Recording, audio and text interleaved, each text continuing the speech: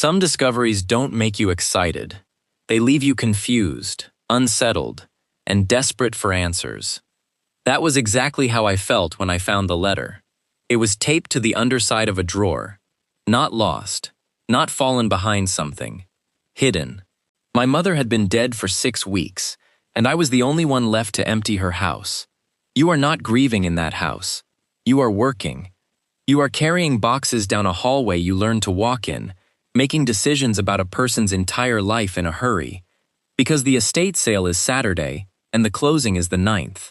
You hold up a coffee can full of buttons and you have 4 seconds to decide whether 51 years of a woman's small, careful saving means anything to anyone, and then you put it in the pile and you reach for the next thing. That is what I was doing. I was not looking for anything. I was just emptying drawers. The house was in Kellerton, Ohio, the kind of place where the water tower has the name of the high school on it, and everybody's grandmother is buried within a mile of everybody else's.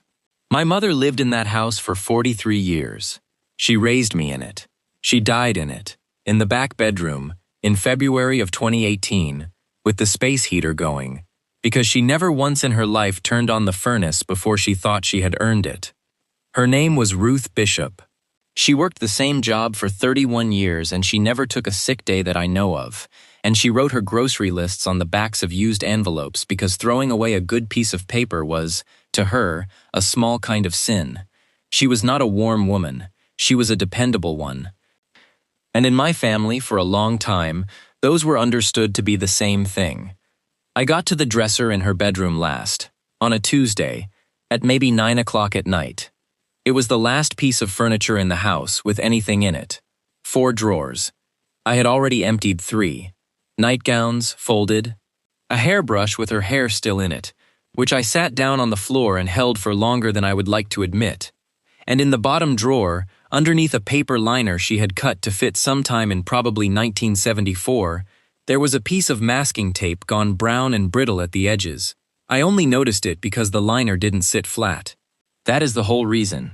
If that paper had lain down the way it was supposed to, I would have swept that drawer out, carried the dresser to the curb, sold the house, and lived the rest of my life as a completely different man than the one talking to you right now. I peeled the tape back and there was an envelope.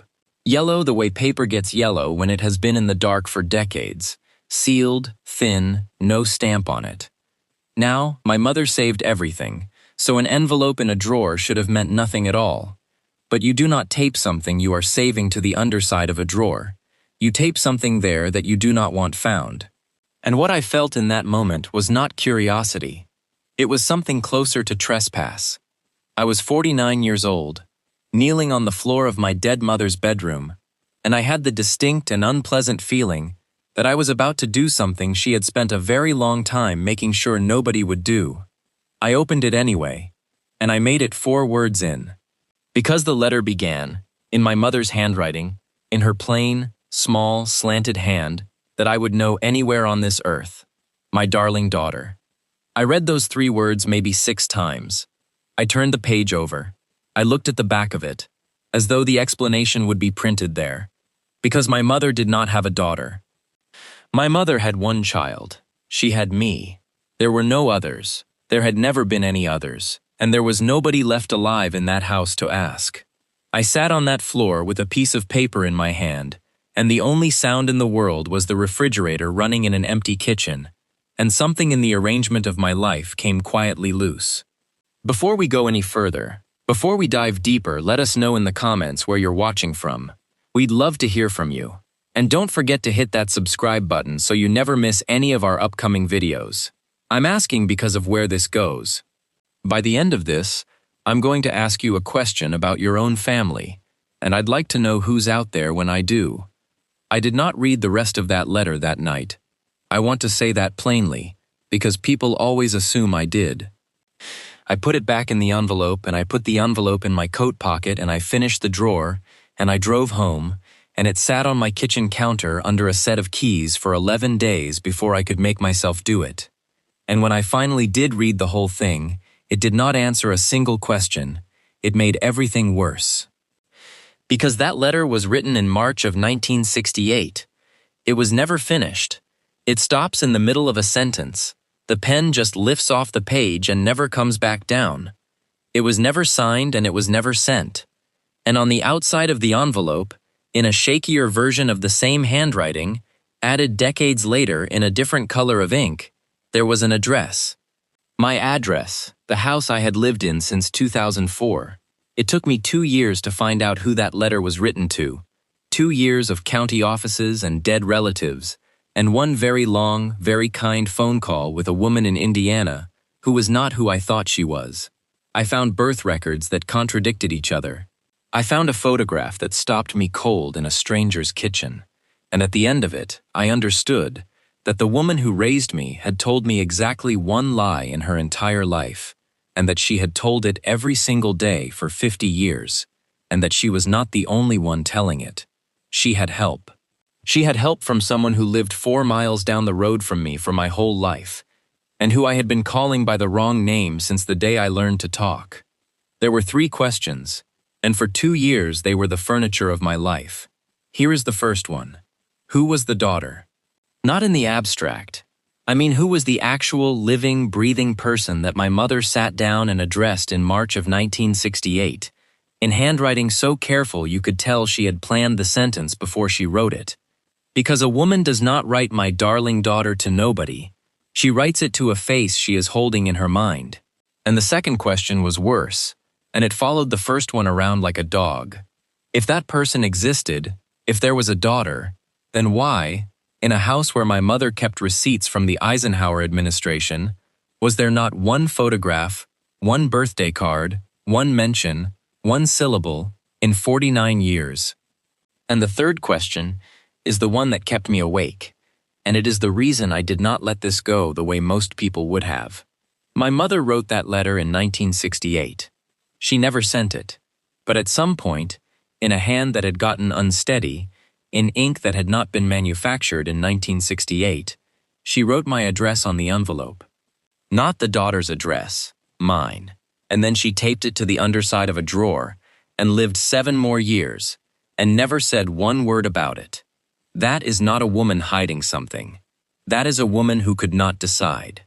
That is a woman who got as far as the envelope and stopped, over and over, for years, and finally chose the only method of delivery she could stand, leaving it in the one place I would eventually be standing, after she was gone and could not be asked.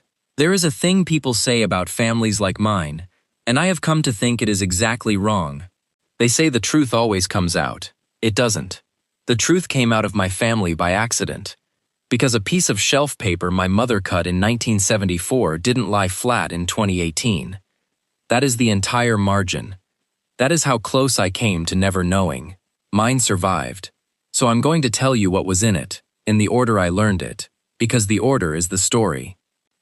To understand any of this, you have to understand my mother. And to understand my mother, you have to understand that she was not from Kellerton. This mattered, and I never once thought about it until I was 50. She came to Kellerton in the summer of 1968 with a baby, and everyone in that town understood her the same way. Ruth Bishop, the widow. Her husband, Walter, had died the previous September, a heart attack at 44, in a barn, alone. She had buried him back in Ashfield, 3 counties east, and she had come to Kellerton to start over, and she was carrying a son he had never met.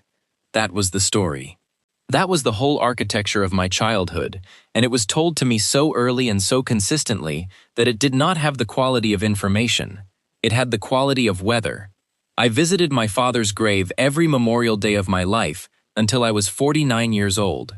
Walter Bishop, 1923 to 1967. My mother would drive us the hour and a half to Ashfield with a coffee can of peonies cut from the side of the garage, and she would stand there with her hands folded, and she would not cry, and on the way home, she would tell me 2 or 3 of the same stories she always told. He whistled when he worked. He could fix anything with a flathead screwdriver and a piece of wire. He had wanted a boy. That last one was the one she gave me most often, and she gave it to me at very particular moments. When I made the team, when I graduated, when I got married. He had wanted a boy. It landed on me like a blessing every single time. My mother worked at the Kellerton Municipal Water Office for 31 years, and if you lived in that town, she is the reason you had water. She was rigid. She did not touch people. In 49 years, I can count on one hand the number of times my mother hugged me, and every one of them was at a train station or a hospital. She was not cold, exactly. She was braced. She moved through her own life like a woman waiting for a phone call she had been dreading for a long time. And she would not be photographed. I mean this literally. Go through that house. And I did, box by box, over 11 weeks, and you will find 900 photographs of me. Me on a bike. Me holding a fish that is objectively too small to be photographed. And of my mother, between 1965 and 1970, in a family that took a picture of everything, there is nothing. Not one. There is a gap in that woman's photographic record exactly the width of the thing she was hiding, and I walked past it my entire life the way you walk past a piece of furniture in your own hallway. The other permanent fixture of my childhood was Aunt Carol. Carol was my mother's younger sister, or that is what I understood, and she was younger by a lot. 18, 20 years, I never did the arithmetic, because children do not do arithmetic on adults. Carol moved to Kellerton in 1972, when I was 4, and she bought a small house on Route 9, exactly 4 miles from our front door. I know it was exactly 4 miles because I drove it 10,000 times. She never married. She never had children. She worked at the fabric store and then the pharmacy, and she was, by any measure that town would have used, an unremarkable woman with a nephew she was fond of. Except she was there. That is the part I only see now. Carol was at every single thing. Every ball game, including the ones in the rain, including the away games 2 hours out, including the season I never played an inning, my high school graduation, my wedding, the hospital the night my daughter Emily was born. Carol was in that waiting room at 4 in the morning, at the age of 44, with a paper bag of sandwiches she had made at home. And she always sat in the back, always. I used to think it was shyness. There is a photograph from my wedding, and you have to look for her. And when you find her, she is at the last table by the door, not looking at the camera, looking at me. And every year of my life, Aunt Carol sent my birthday card in March. My birthday is in June. The card came in March, every single year, without fail, from the time I could read until the year she had her stroke. It was a family joke, and it was a warm one, and we all participated in it. My mother would hold the envelope up and say, "Carol's early again," and everybody would smile, and it would go on the mantel. And nobody, not one person in that house, ever asked why a woman who never forgot anything else, forgot this one thing, the same way every year. There is one more thing, and then I'll take you back to the letter. When I was maybe 19, home from my first year of school, and full of the kind of confidence that makes you ask questions you shouldn't, I asked my mother straight out why she and Carol weren't close. Because they weren't. They were polite. They were unfailingly polite. The way 2 women are who work at the same office and don't care for each other. They never hugged. They never fought. Which I now understand is much stranger between sisters than fighting. My mother stood at the sink with her back to me, and she said, "We used to be," and then she turned on the water. And that was the end of it, for 30 years. 11 days after I found it, on a Saturday morning in April, with my wife Karen at work and the house empty, I sat down at my kitchen table and I read the whole thing. It is 4 paragraphs long. I have it memorized, the way you memorize a hymn, without ever meaning to. It opens the way I told you, my darling daughter, and then the second line is this: I have started this 11 times, and I have burned 10 of them, and I am going to make myself finish this one, because you deserve to have it in my own hand, and not from somebody else after I'm dead. She did not finish it. She wrote that sentence, and then she did not finish it. The first paragraph is an apology, and it is not a soft one. My mother apologizes for a decision that was made in a hospital in Indiana in March of 1968. She writes, and this is exact, "I told you it was mine to decide, and it was not, and I have known that every day since, and I did it anyway, because I could not think of another way, and because I was afraid of what people would say. which is the smallest reason in the world to do something that large. That was my mother. I read that sentence at my kitchen table and I did not recognize the person writing it, and at the same time I recognized her completely, which is a thing that can happen to you only once or twice in a life.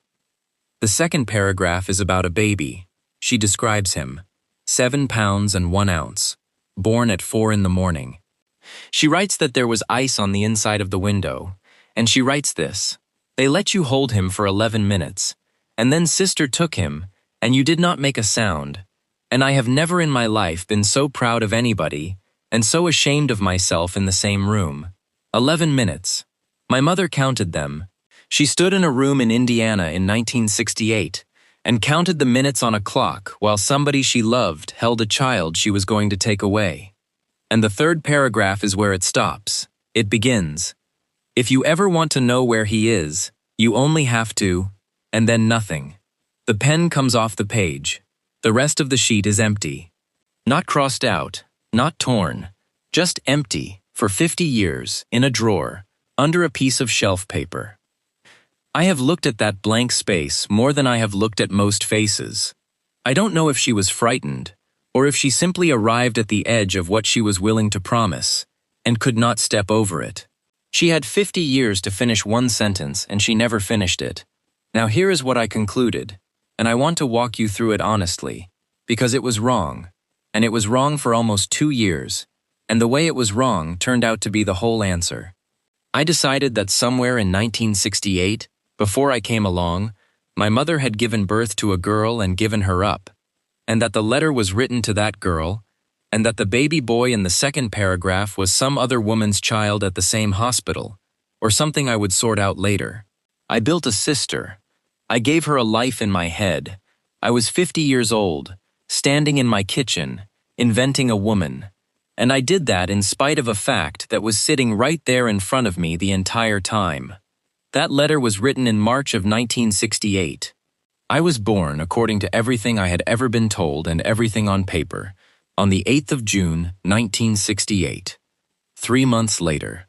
Now, some of you have already done that arithmetic. You did it a minute ago, and you are ahead of me, and I don't blame you, because from the outside it is the most obvious thing in the world. But from the inside, to do that arithmetic, I would have had to be willing to consider that my own birthday was not my birthday. And there is not a man alive who wakes up on a Saturday morning willing to consider that. So I did what people do. I moved the impossible fact off to the side, and I told myself I'd get back to it, and I went looking for my sister. And I would have kept looking for her for the rest of my life if it hadn't been for a woman in Indiana who I called for the wrong reason, and a photograph on a refrigerator door. The first year was nothing. Everybody wants the search to be a chase, and mostly it is a man on hold. The hospital in Indiana closed in 1994. Its records went to a successor system, then to storage, then to microfilm, and a great many of them went nowhere at all. In 1968, if a young woman gave birth at a place like that, the paperwork was designed to be a dead end. That was the point of it. The mother's name was frequently left off. The record was sealed, and it was sealed on purpose, by people who believed with their whole hearts that they were doing a kindness. Then I started on the family, and the family was worse than the records. There were 4 people left alive who had been adults in 1968, and I got to all 4 of them.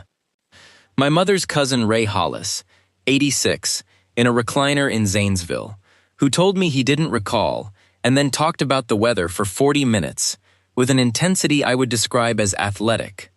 A neighbor from Ashfield, Mrs. Doyle, 91, sharp as a tack, about 1955, and completely fogged about 1968. Every one of them was vague in the same direction, which is not vagueness. That is a position. And then Mrs. Doyle gave me the sentence that I did not understand for another year. I had asked her, plainly, whether she remembered anything about a baby in the Bishop family in 1968. And this 91-year-old woman looked at me over her glasses, and she took her time, and she said, "Which one?" I said, "I'm sorry," and she said she was tired and her daughter came in, and that was the end of the visit. I drove home 3 hours turning that over and filed it under an old woman losing her thread. It was the most accurate thing anybody said to me in 2 years. The break came from the internet, the way these things do now. There are registries, places where adoptees and the people who gave them up post the only 3 or 4 facts they have. Born March 1968. Indiana. Female. And I found a woman named Nancy Pruitt, 60, living outside Fort Wayne. Born the 14th of March 1968. Placed for adoption out of the same institution. Looking for her birth mother since 1991. Right month, right year, right place. I sat with that page open for 2 days before I wrote to her. We talked for 4 months. This was not a phone call, it was a friendship, and it was the sweetest part of the whole thing. Nancy is a retired school nurse with 3 grown kids, and a laugh that comes out of her like a screen door. She had spent 30 years looking for the woman I was fairly sure was my mother, and for 4 months we both believed. I told her about the peonies at the grave. She told me what she knew about the home, which was more than any office ever had. We sent a test off in the same week, and I told my wife we would probably be having a stranger at Thanksgiving. The test came back in November. Nancy Pruitt and I are not related. Not siblings, not cousins, not anything. At any distance the science can see. I got that result on a Tuesday afternoon and sat in my car in a parking lot for a while, and then I called her, because she was going to get the same email and I was not going to let her read it alone. And she said the thing I have thought about 100 times since. She said, well, then somebody else's mother wrote that letter, and she's still out there, and we're going to find her. We. 4 months. And a woman who had just lost her brother said we. I drove to Fort Wayne that December. I had no reason to. There was nothing left to ask her.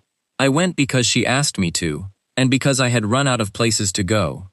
And I sat in Nancy Pruitt's kitchen with a cup of coffee, and while she was talking, I was looking at her refrigerator, the way you do, at the grandkids and the magnets and the church bulletin.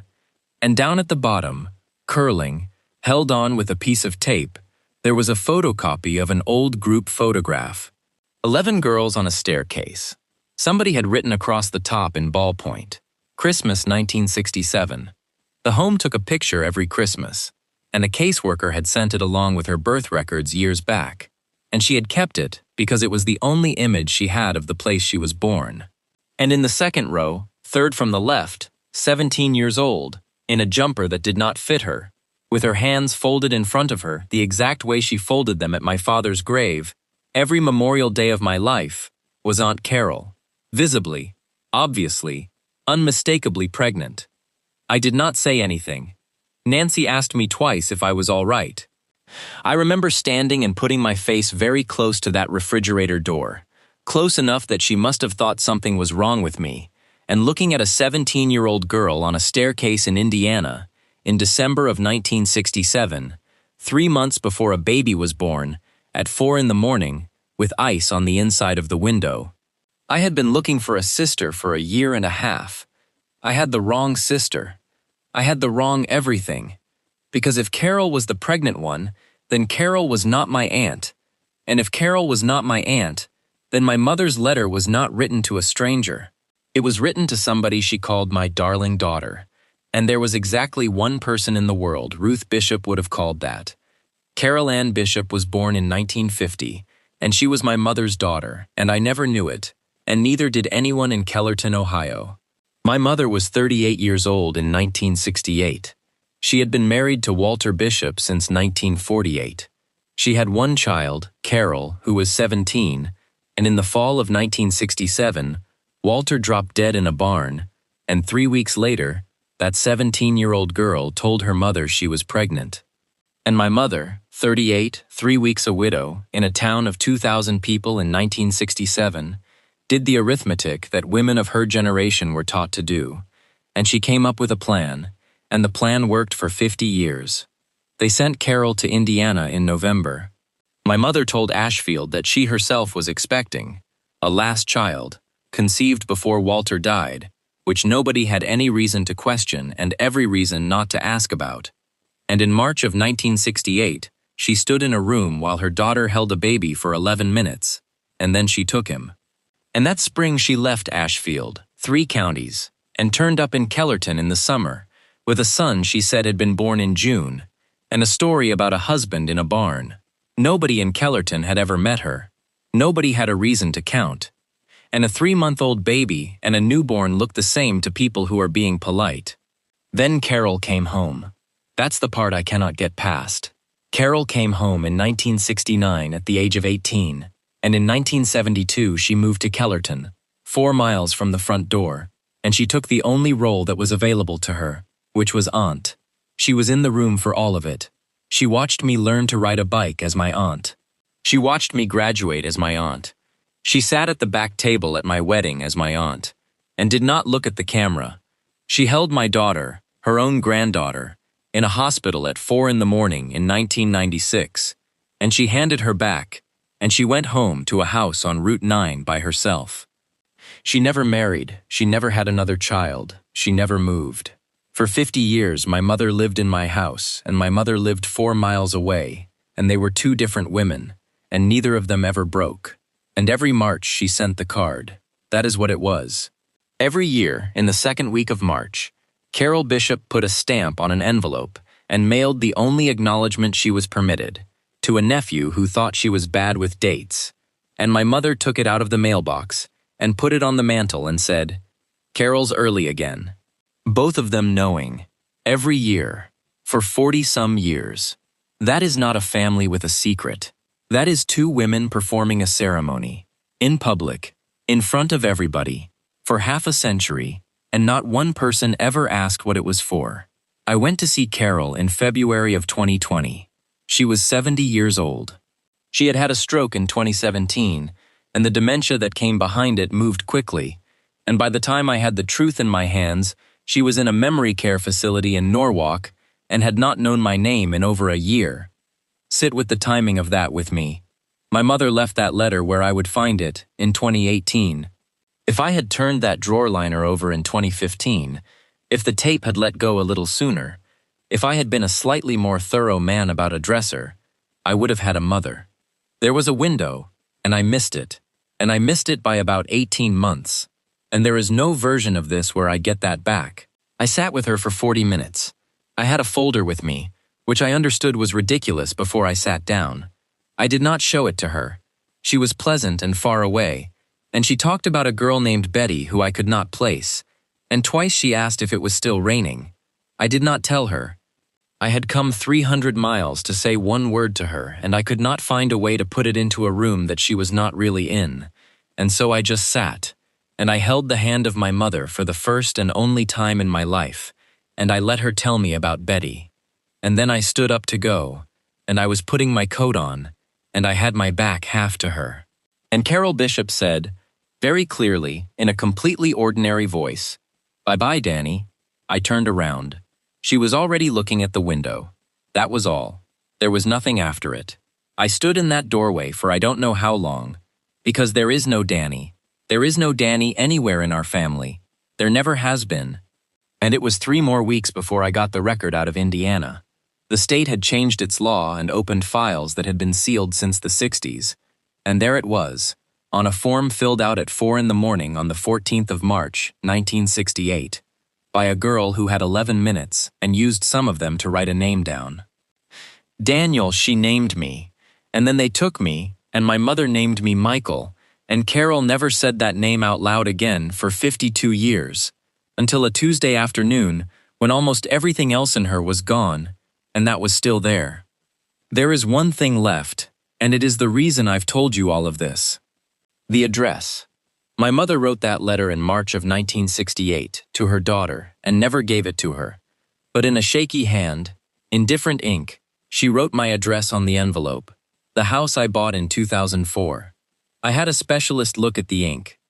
His best estimate was around 2011, the year my mother had her first heart attack, the year she came home from Cleveland with a pill organizer and started giving away her mother's dishes. That is when she took a 50-year-old letter out of wherever she'd kept it, and she sat down, and she addressed it to me. She could have mailed it. She could have told me in a kitchen. She could have written one new line at the bottom. She did none of that. She addressed it, and she taped it under a drawer, in the one house she knew I would have to empty with my own hands. And I've decided, and this is a decision, not a finding. I want to be honest, that this is the one thing I chose to believe. That it was not cowardice. It was the last and only delivery she could manage. She could not survive my face while I read it. So she put it in the only mailbox she trusted, which was time, and she addressed it to the man I would be after she was gone. I was never meant to read that letter. That is true. It was written to a 17-year-old girl in Indiana in 1968, and I was not born yet, or I was 3 days old, depending on which birthday you use. But at some point, an old woman in Ohio changed her mind about who it belonged to. It took her 43 years to change it, and 7 more to leave it where I'd trip over it, and she never wrote the 3rd paragraph, and she never signed it. She just wrote my name on the front. In this family, that is what an apology looks like. That is as close as we get. I drove Route 9 out to Carol's house one more time before it sold. 4 miles, 7 minutes with the lights. I did that drive as a boy in the back seat and as a teenager with a license 2 weeks old, and as a grown man bringing a baby to see her aunt, and it never once occurred to me that it was anything. 4 miles. That is the distance my mother and my grandmother agreed on in 1972 and kept, without one word of complaint, for the rest of their lives. Close enough for her to see me, far enough that nobody would ask. So here's my question, and I meant it when I said I'd ask you one. If you found that envelope taped under the last drawer of your mother's dresser, if you knew, holding it, that you were not supposed to have it, and that reading it would take everything you were sure of and turn it a few degrees, would you open it? Or would you press the tape back down and carry that dresser to the curb and let her have her secret? I'm asking honestly, because I have met people who would do the second thing, and I no longer think they're wrong. And here's the other one. Somewhere in your family there is probably a thing everybody knows and nobody says. A birthday that comes at a strange time. A photograph that's missing. An aunt who's a little too there. If you've got one, if you found one, or you're still walking past it, tell me about it below. I read them. And if you want more stories like this one, the kind that were never supposed to leave the house, subscribe, and I'll see you on the next one.